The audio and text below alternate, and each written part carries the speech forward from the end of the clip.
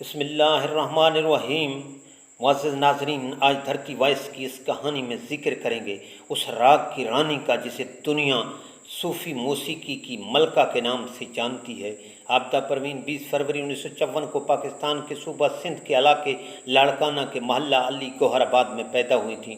انہوں نے موسیقی کی تربیت ابتدا میں اپنے والد استاد غلام حیدر سے حاصل کی، جنہیں عابدہ بابا سائیں اور گوایا کے نام سے پکارتی ہیں۔ عابدہ نے اپنی ماسٹر ڈگری سندھ سے حاصل کی اور خاص طور پر اردو، سندھی اور فارسی بھی سیکھی۔ عابدہ پروین نے 1970 کی دہائی کے اوائل میں درگاہوں اور عرس میں نغمے پیش کرنا شروع کیا تھا۔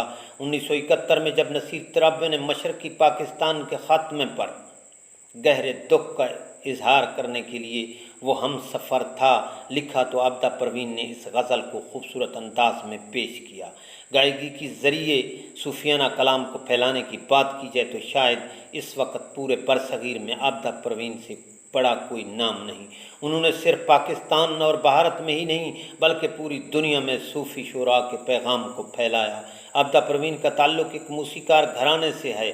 انہوں نے موسیقی کی ابتدائی تعلیم حاصل کرنے کے بعد ریڈیو پاکستان سے اپنی فنی زندگی کا آغاز کیا۔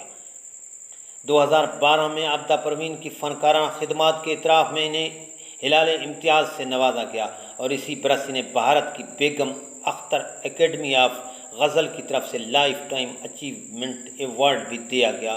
عابدہ پروین کو اس سے پہلے حکومت پاکستان کی جانب سے پرائڈ آف پرفارمنس بھی مل چکا ہے۔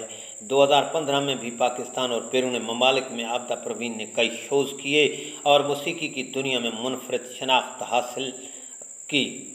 عابدہ پروین پاکستانی صوفی مسلم گلوکارہ، کمپوزر اور موسیقار ہیں۔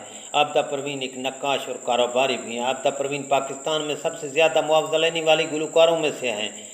ان کی گائیکی اور موسیقی کی وجہ سے ان کو صوفی موسیقی کی ملکہ بھی کہا جاتا ہے اور ان کے فین صرف پاکستان یا ایشیا میں نہیں بلکہ دنیا بھر میں ہیں، اور 23 مارچ 2021 کو انہیں صدر پاکستان کی طرف سے پاکستان کا سب سے بڑا سویلین اعزاز ہلال امتیاز سے نوازا گیا۔ ناظرین، دھرتی وائس کی یہ کاوش اچھی لگے تو لائک اور سبسکرائب ضرور کیجیے گا۔ شکریہ۔